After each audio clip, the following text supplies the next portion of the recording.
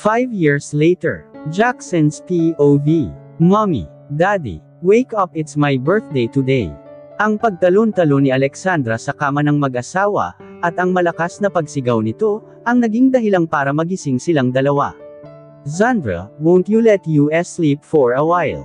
Pupungas-pangas na tanong ni Jackson, nang maalimpungatan siya. Automatikong nanlaki ang mga mata ng bata, na para bang hindi siya makapaniwala sa sinabi ng ama. No, you have to wake up, it's my birthday today. Hindi mo naman yun nakalimutan, diba, Daddy? Nakahibing tanong nito sa ama, dahilan para tawanan siya nito. Agad niyang inilahad ang mga braso niya, para yakapin ang anak, na nagsisimula ng umiyak. Hindi niya nga alam, kung saan nakuha ng batang yan ang pagiging matampuhin niya, hindi naman ganun si Georgina, at mas lalo na siya. But it's one of the characteristic that Zandra uniquely possess, that made them love her more, and as time passed by it became her charms already. Pwede ba naman naming makalimutan ang birthday ng little princess ng mga Segovia? Nakangiting tanong niya sa bata, habang pinupunasan ang mga luha nito. She shook her and smiled. Bigla niya tuloy na alala, kung gaano karaming sapak ang inabot niya kay Georgina ng araw na yon. Flashback 5 years ago. Mr. President, the First Lady is about to give birth. Agad siyang napatayo, at dirdiretsong lumabas ng conference hall, para puntahan si Georgina, na nakaupo sa isang sofa, habang mababakas sa mukha nito ang sakit na nararamdaman niya. Lieutenant Suarez, bakit hindi pa kayo kumikilos? Ihanda niyo na yung kotse. Maotoridad na wika niya, kaya naman nagsihulasan na ang mga tao sa lobby ng Malacanang. Let's go, dadalhin na kita sa ospital, sambit ko, at akmang babuheta na niya ito, nang itulak siya nito at masamang tinitigan. Nasaan si Rizzy? Gusto ko nga na siya ang kasama ko sa delivery room, antag sa kanya nito, habang nakahawak sa tiyan, at napapadaing. Are you serious? Nasa Cebu yung lalaki na yun ngayon. Natatarantang sambit niya, lalo na nang makita niyang pumutok na ang panubagan ng asawa. Sige na, bilasan mo na, at ang sakit-sakit na ikaw na lalaki ka. Hindi na ni Georgina naiwasan pa, ang malakas na paghampas nito sa braso niya, habang buhat-buhat ang asawa paakay ng kotse. Tawagan mo na lang si Rizzy, pasunurin mo siya ng ospital.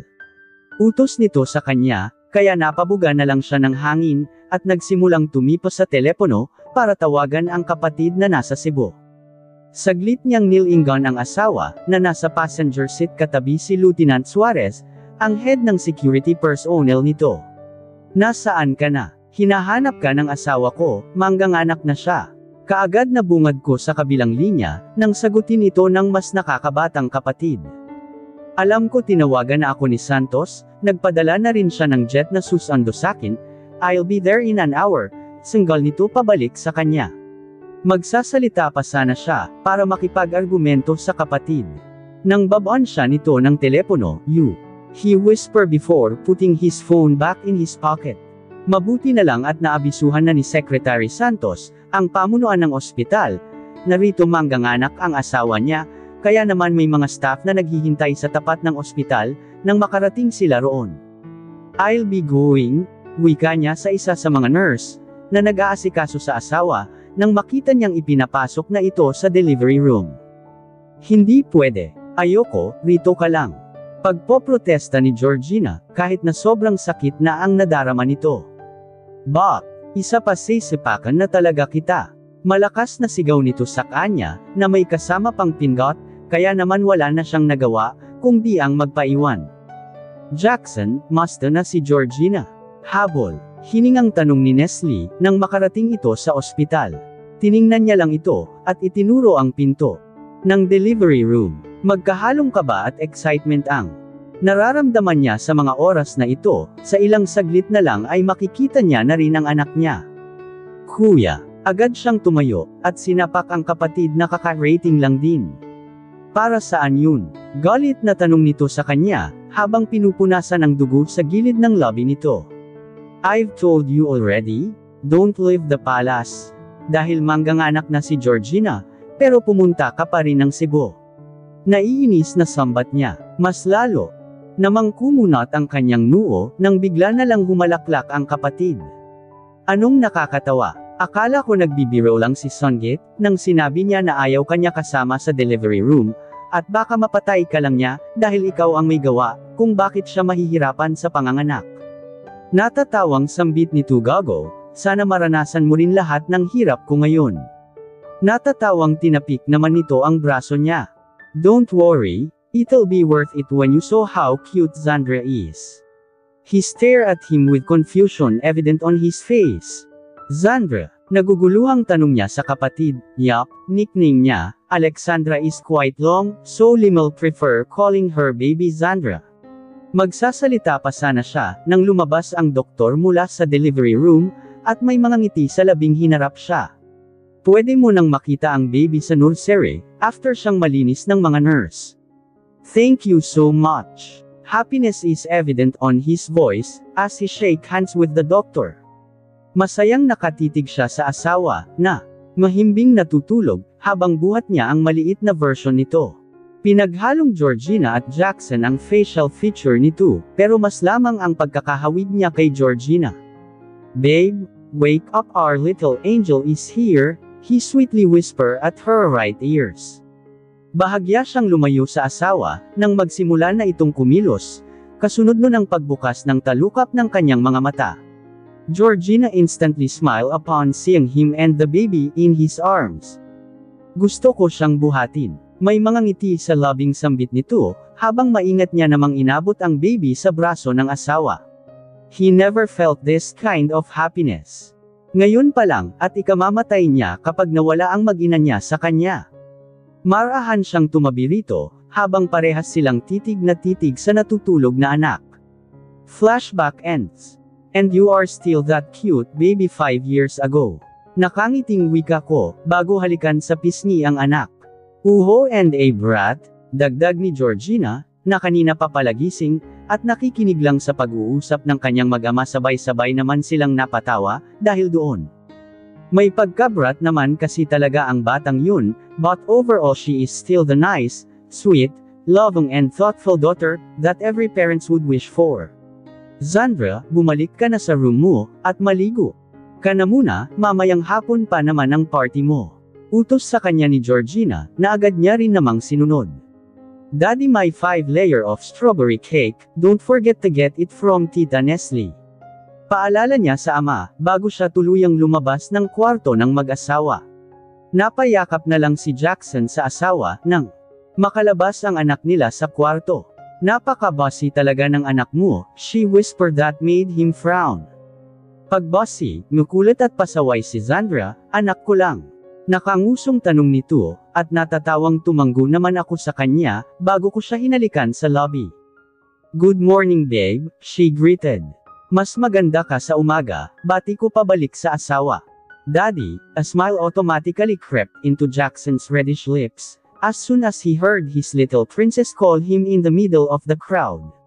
Agad niyang pinantayan ang tangkad ng anak, nang makalapit ito sa kanya at inilahad ang matitipuno niyang braso para mayakap ang anak na hindi maalis ang mga ngiti sa lobby. Akala ko si mommy ang susando sakin ngayon, kasi busy daw kayo, nakangusong sambit nito, habang buhat-buhat ng ama palapit sa nakaparadang kotse.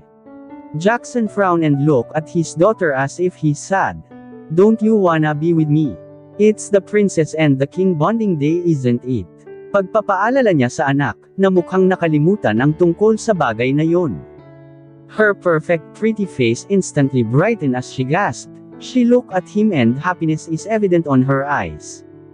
Georgina was right back then, kahit na si Aphrodite at Kara ay may insecure, sa kagandahang taglay ng anak niya.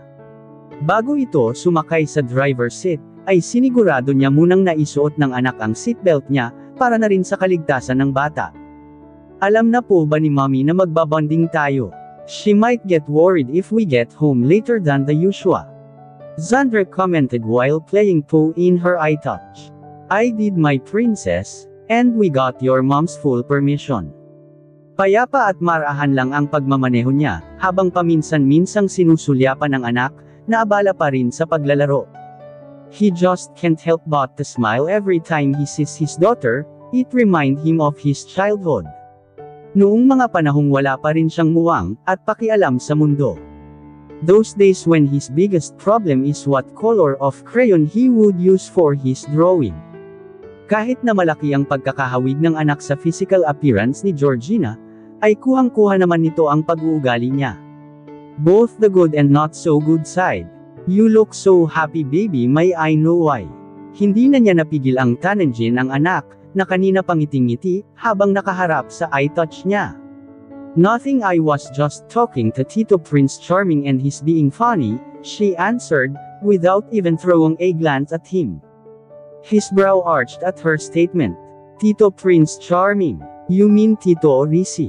Paglilinaw niya sa sinabi ng anak, at tumanggulang ito sa kanya. Pinabayaan niya na lamang ito na aliwin ang sarili, habang nagmamaneho siya papunta sa mall. May ni-request kasi sa kanya ang batang yun, na ibili niya daw ito ng bagong isyu ng isang sikat na Barbie. And being Jackson himself, he can't say no to her, na madalas din nilang pinagdidiskusyonan ng asawa. Sa kanilang dalawa kasi siya ang mas nag-i-spoil kay Zandra, bagay na minsan inaalmahan ni Georgina. But he still finds way, para maibigay ang gusto ng anak, kahit na mariin yung tinutulan ng asawa. He just feel happy and contented having Georgina and Zandra by his side. Habang nakatigil ang kotse dahil sa stoplight, ay isang umaarangkadang 8-wheeler truck ang pagewang-gewang sa kalsada, na para bang nawala ng kontrol ang nagmamaneho sa truck. Para bang bumagal ang lahat ng bagay sa paligid niya, nang mapagtanto na sasalpok ang truck na yon sa kotse nila, sa parte ng sasakyan kung saan mismo nakaupo ang anak, na mukhang hindi napansin ang parating na truck.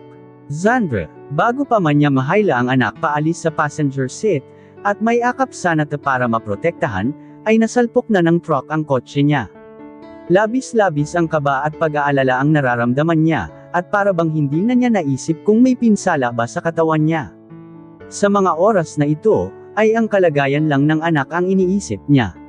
Gagalaw na sana siya para lapitan ng anak, na nababalot na ng dugo ang mukha, at ang uniform na suot nito, nang maramdaman na naipit pala ang mga binti niya. Zandra baby, naririnig mo ba si Daddy? Zandra, open your eyes. Zandra, halos damobel ang takot at kaba na nararamdaman niya, nang hindi kumilos ang anak niya, na halatang malaking pinsala sa katawan ang natamo. Ilang minuto pa ang tinagal bago maramdaman, na may bumubukas ng pinto ng mga sasakyan niya. The rescuer already arrived and he was the first who got rescue. Yung anak ko, nasa loob yung anak ko. Sigaw niya nang mahihiga siya sa stretcher, at isakay sa loob ng ambulansya. Gusto niyang magwala, pero hindi niya magawa, dahil nanghihina na rin ang katawan niya. Unti-unting nabalot ng kadiliman ng paligid, hanggang sa tuluyan na siyang mawala ng ulirat. Georgina POV. Kaagad na pumunta sa ospital si Georgina, nang makatanggap ng tawag mula sa mga pulis, na naaksidente ang mag-ama niya. Her face is already swollen and she's crying non-stop, para na rin siyang masisiraan ng bait, dahil sa sobrang pag-aalala sa kalagayan ng asawa at ng anak. Nang makarating sa ospital, ay napag-alaman niya na nakakonfine na ang asawa niya, at ligtas na ito, habang nasa operating room pa ang anak, dahil ito ang pinakanapuruhan sa nangyari sa aksidente. Sandali lamang siyang sumilip sa kwarto ng asawa, at saka dumiretso sa operating room para sa anak. Georgina, wala sa sariling napayakap na lamang siya kay Nestle, nakara-rating lang din at humahanggos pa. Hey, stop crying, you have to be brave, para sa anak mo. Zandra is a fighter, she'll get through it. Pang-aalos sa kanya ng kaibigan, habang pinupunasan nito ang mga luha na pumapatak sa pisngi niya. Kaagad siyang napatayo mula sa kinauupuan, nang lumabas ang doktor mula sa operating room, at seryoso siyang hinarap. How's my baby, is she okay? Pwede ko na ba siya makita? She hopefully asked while trying to fake a smile to hide her fears and nervous. I'm sorry Mrs. Segovia, but Alexandra is in a state of coma, she sighed, and a tear instantly escaped from her eyes. No, it's not possible. Zandra hates sleeping as much as she hates carrots, kaya imposibleng coma ito. May namuong dugo sa utak ng bata, na natanggal na namin, but sad to say she didn't make it. She's in coma at makina na lang bumubuhay sa anak nyo. Halos gumuho ang mundo niya, dahil sa narinig. It can't be happening, yung anak ko, hindi pwedeng mamatay ang anak ko, malakas na sambit niya, habang hawak ang laylayan ng kanyang damit. She don't think she can take it when her little angel die. Kakayanin niyang mawala ang lahat. Sa kanya, wag lang ang anak. Isang buwan na ang nakalipas, mula nang mangyari ang aksidente, na halos ikabaliw ng mag-asawa. Sa loob ng isang buwan, ay ang unti-unting pagbabago ng mga bagay-bagay sa kanilang mga buhay. Especially with Georgina. Hindi man ito diretsahang sabihin pero pakiramdam ni Jackson, na siya ang sinisisi nito. They rarely talk, para bang sa isang iglap ay nawala ang lahat ng ugnayan ng mag-asawa. Which made him more suffer from pain, bukod sa sinisisi niya ang sarili, dahil sa nangyari, ay pakiramdam niya na unti-unti na ring nawawala sa kanya ang asawa. Alam niya na sa sarili niya, na wala ng posibilidad pa na mabuhay ang anak, at tanging ang mga makina at aparato na lamang na nakakabit sa katawan ng bata ang dahilan, kung bakit ito humihinga. But overall she's lifeless. Mabibigat ang bawat hakbang na tinungo niya ang kwartong inuukupahan ng anak, halos mapunit ang puso niya, nang makitang umiiyak na naman ang asawa niya sa tabi ng anak nila. Georgina, mahinang sambit niya sa pangalan ng asawa bago niya ito lapitan at yakapin ng patalikod, pero para lang siyang hangin sa kanya. Agad na gumuhit ang hindi mapaliwanag na sakit sa dibdib niya, nang hindi man lang siya tapunan miski saglit na tingin ng asawa, at ang mas malala pa doon, ay marahas nitong inalis sa katawan niya ang mga kamay na nakayapos dito. Georgina, come on, talk to me please. Pagmamakawa niya, habang pilit na pinipigilan ang sarili sa pag-iyak. He have to be brave for his wife.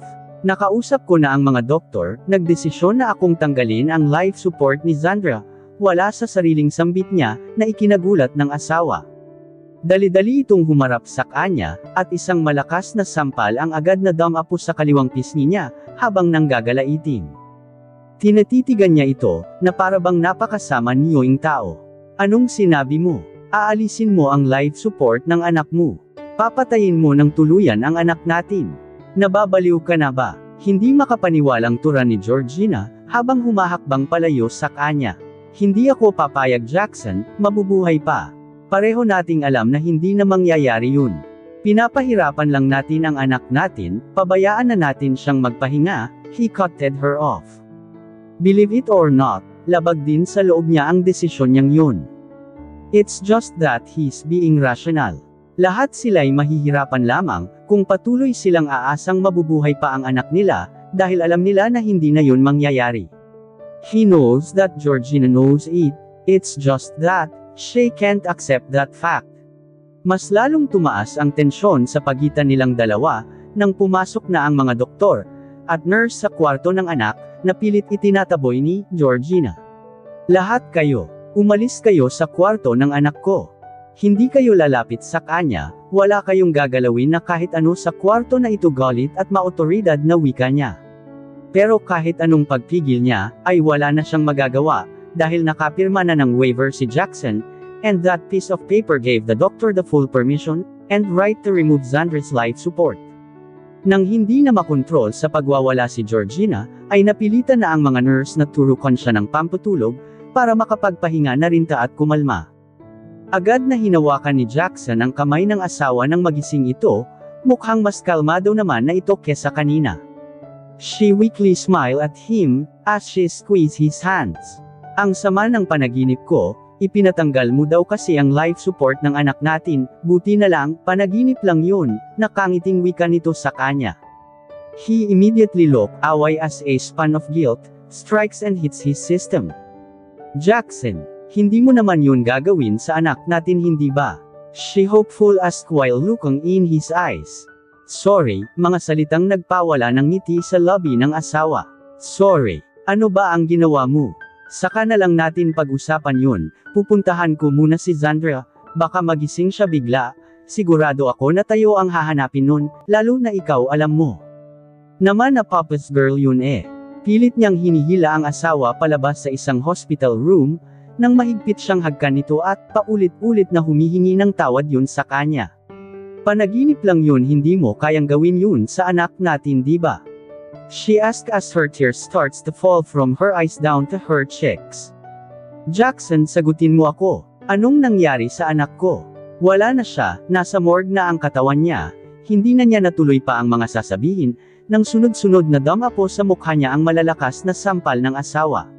He let her hurt him, kahit man lang sa ganitong paraan, ay maibsan ang sakit na nararamdaman ng asawa, pero alam niya na impossible yun. He caused her an unbearable and excruciating pain. Bakit? Alam ko naman na maliit ang posibilidad na mabuhay pa ang anak ko, ang anak natin, pero hanggang nakikita ko siya sa kwatong yun, hanggang hindi pa sumusuko yung katawan niya, umaasa ako na madyay gising siya, umaasa ako na makakasama ko pa siya, pero dahil sa ginawa mo, inalis mo lahat ng pag-asang yun, tinanggalan mo ako ng karapatan na maging nanay sa anak ko. Do you know how it hurts? Malakas na napahagulhol ang asawa sa harap niya, habang nagsimula ng pamatak ang mga luha sa matang matagal nang gustong kumawala sa abuhin niyang mata. I know how it hurts, Georgina, dahil magulang din ako ni Zandra, alam ko kung gaano kasakit. Hindi lang ikaw ang nawalan dito. Ako din, sa ating dalawa ako ang mas nasasaktan, dahil pakiramdam ko kasalan ko kung bakit nangyari yun sa anak natin. She bitterly laughed as she was pushing him away from her. Alam mo kung gaano kasakit. Bakit, ginawa mo? Kahit kailan hindi ko inisip, na kasalanan mo kung bakit ko ang anak natin, at halos wala ng buhay, dahil alam ko sa sarili ko na aksidente lang ang nangyaring yun, hindi mo ginasto. Walang may gusto, pero ngayon na tuluyan nang wala sakin ang anak ko, ikaw na ang pinaka-kinamumuhian kong tao. Dahil hindi ko matanggap na ikaw mismo, ang tumapos sa buhay ng anak ko. For a moment both of them were speechless. She was staring at him with hatred evident on her eyes. Makakayanan natin ito, magsisimula ulit tayo, puno ng pag-asang tura ni Jackson, habang mahigpit na hawak ang kamay ng asawa. Mahinahong binawi ni Georgina ang mga kamay niya, na hawak ng asawa, bago malungkot na ngumiti sa kanya.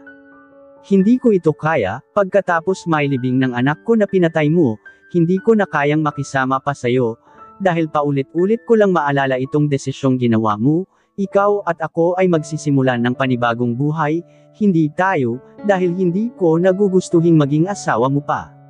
At dito na po nagtatapos, ang kabanata ng ating kwento, at sanay muli niyo po akong samahan, sa mga susunod pang kabanata. Maraming salamat po, ingat po tayong lahat.